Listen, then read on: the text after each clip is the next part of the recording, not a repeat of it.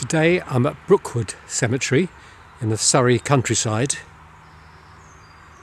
This is actually a London cemetery because when the graveyards in London became filled, they opened this cemetery out here in Surrey. The cemetery is split into two parts with quite a busy or fast road running through the centre here. The cemetery is divided into a number of sections.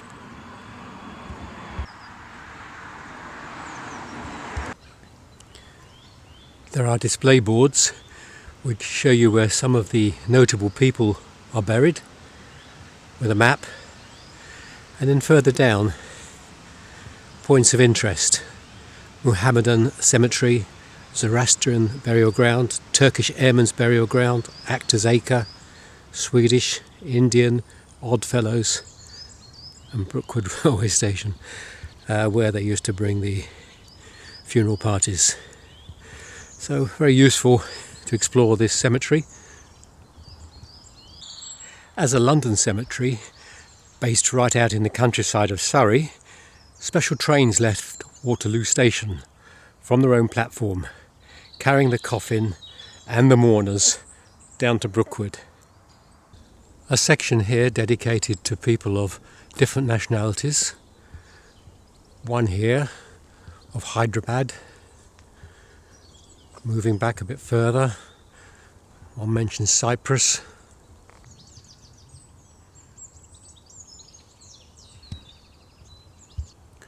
One here to Lieutenant General Amin, Deputy Chief of Military Staff of the Iraq Army. Sandhurst, Loughborough University. A carefully marked grave here for Sultan Suleiman. Unfortunately, the inscription is not in the language I can read. The place has a very open and parkland feeling about it.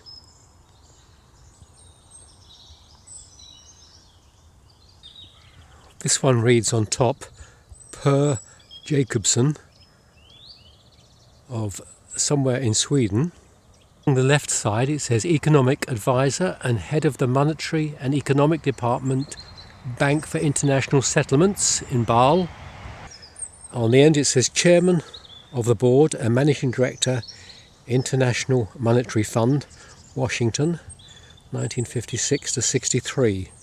And then down the other side, Economic and Financial Section, League of Nations in Geneva. It's always nice when a tombstone or memorial tells you a little bit about the life of the person.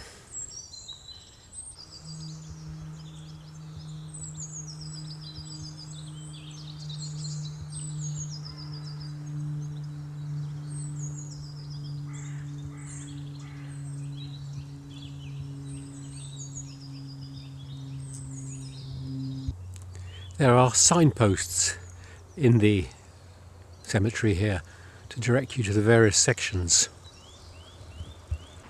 This large one with some smaller stones around it and a chain link fencing is to the Robinson family. And clearly the cemetery is still currently used. Appears to be a lot of space available still. This grave here, no stone yet, but very much cared for. And over in the background here we have another one. And the care and attention's gone to this one with the daffodils blooming. And a large tomb here.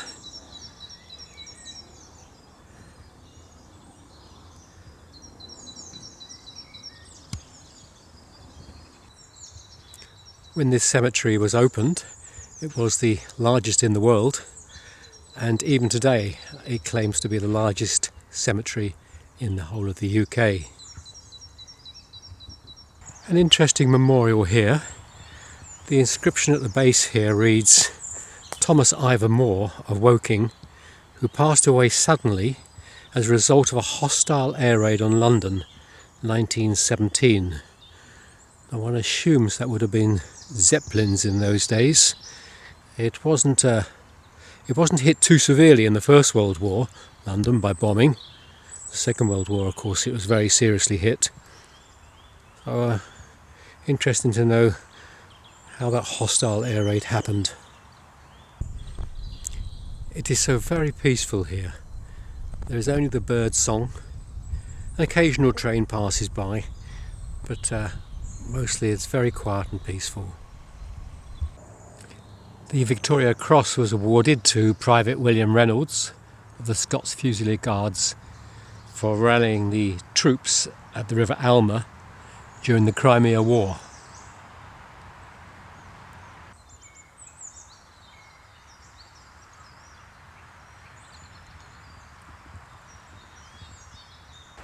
This is John Bennett, an author, and Mary, his wife, one of the pioneers of Field Lane Mission and author of many historical novels. It's an unusual cemetery. It's a mixture of graveyard, lots of them are sections devoted to different religions, and a lot of open parkland countryside. It's certainly not anywhere near full.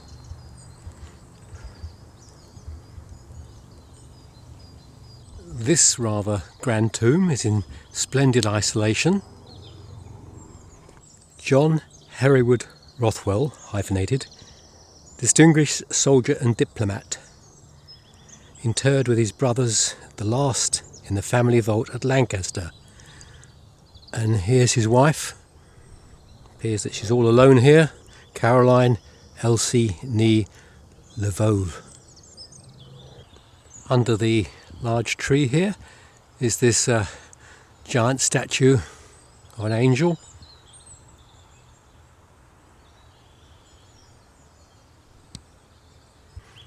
This is a war memorial grave to a Polish officer. It's nice to see that all these years later somebody still remembers this grave. This one is to Major John Neville Smale, also known as Sam, also known as Joe. 1916 to 2008.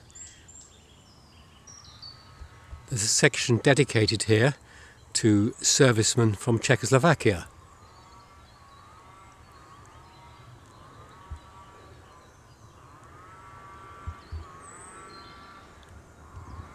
Just two or three from the front row. This is from the Royal Air Force. Another one, Flight Lieutenant from the Royal Air Force. Major General.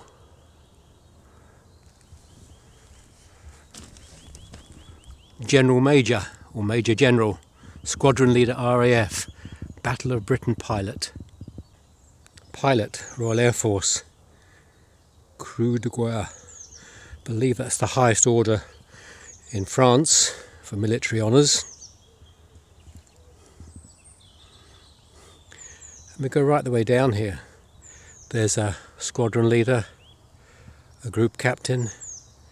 If I go back a row, I've got a flight lieutenant, a wing commander, a flight lieutenant, and so on.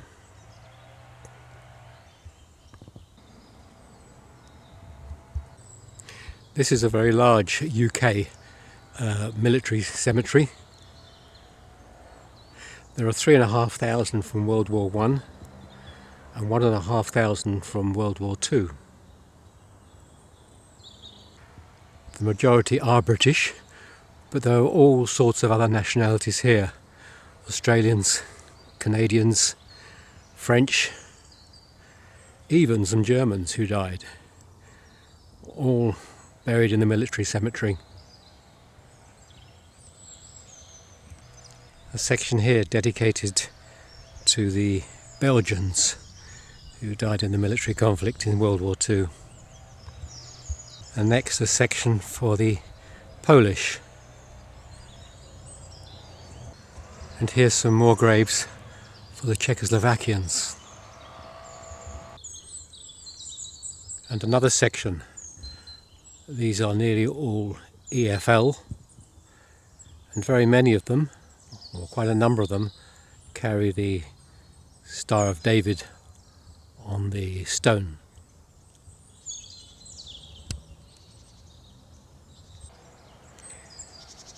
Major Adrian J.R. Holt, who had the Polish Cross of Valour. A large section here dedicated to the American forces. We're flying the Stars and Stripes there. There's very little wind today.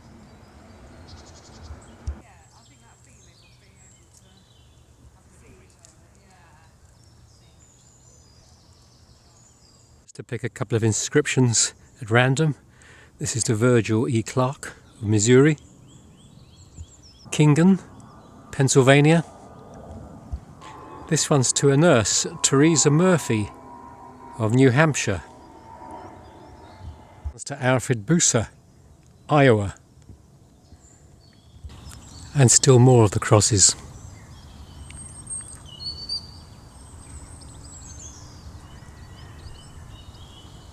One stands out.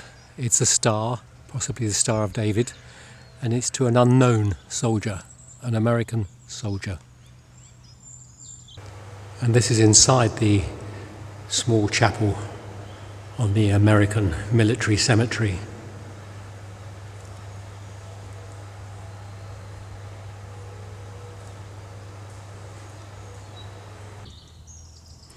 Well, all credit to the authorities that look after the American section. It is absolutely immaculate, beautifully kept area.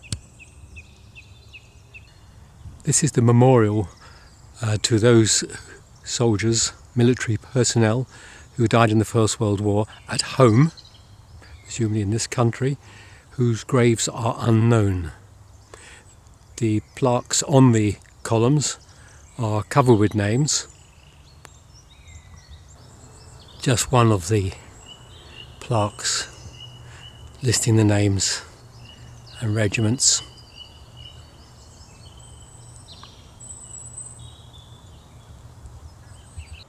Nearby is another memorial, again with a lot of plaques, with a lot of names. On these plaques are listed some 3,500 names of people whose graves are unknown. This one here is dedicated to 633 soldiers of Basutu land and 6 of Bachon land who lost their lives at sea with the African Pioneer Corps. This is the memorials to the Canadian members of forces who died in the 2 wars.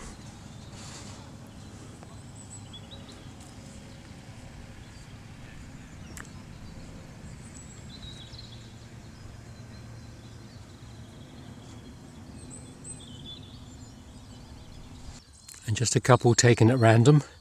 F.W.G. Faunt, pilot officer, Royal Canadian Air Force, died 42. And further back, even more Canadian memorials. I've moved up behind the military cemeteries now, through a secure gate, and I've entered the Zoroastrian cemetery.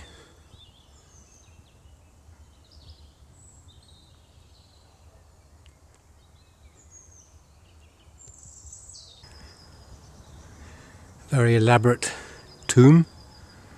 At the top here we have brass winged figure, and each side of the door we have these ceramic images.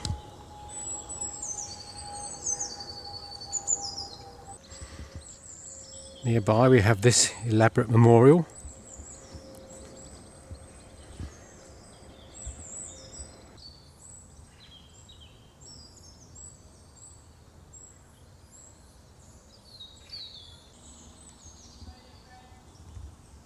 This grave has a plaque next to it saying it's a notable grave. They do give a barcode to look up this chap, Abdullah Yusuf Ali, and a lot of initials under his name. And nearby, this too is marked as notable, Muhammad Marmaduke Pickthall. Again, there's a barcode to look up his details. And there's a plaque here that tells me this is Britain's first Muslim cemetery, established back in 1884. The Brookwood Cemetery itself was established 30 years before that, in 1854. Now this one's not marked as a notable grave, but it mentions that she was the wife of the President of the Muslim Society in Great Britain and widow of Deputy Inspector General. This grave here is still in what is now the Muslim section, and it's to Roland George Allinson Wynne, 5th Baron Headley in the county of Kerry. And here in the Muslim section we have a war grave. Flying Officer Mohammed Ahmad Khan, who was a pilot in the Royal Air Force, who died in 1943, aged just 24 years old. Beneath that are some words which have been added by the family. Here lies the second son of Nawab Nasser Nawaz, and a bit of a name, I can't really read that, of Hyderabad, Deccan in India. Mohammed Ahmad Khan. And despite the many thousands of war graves we've seen in the military cemetery, there are still odd ones mixed up in the normal part of the cemetery. This one is quite unusual in that it has some of the inscription written in Arabic, Ashum Arabic. Don't think I've seen that before on a memorial stone. He served in the Pioneer Corps. And there's another one here. There's probably half a dozen in this area I can see straight off, written in the this script. A rather unusual one here. This memorial is actually shaped like a mosque, and it has the plinths in front with the names, but I'm not able to read those. There's a first, a memorial shaped like a mosque. Well, I'm going to call that a day. It's been a fascinating cemetery to walk around. As you saw, there is a very large military section, possibly the largest in the UK, I don't know. It also has a lot of sections dedicated to other religions, other faiths, Muslims, Zoroastrians, too many to remember. It's absolutely fascinating. But it's a lovely parkland, beautiful place to come, and would certainly recommend it. It's been absolutely fascinating. This is Brookwood in Surrey, the London Cemetery. Till the next time.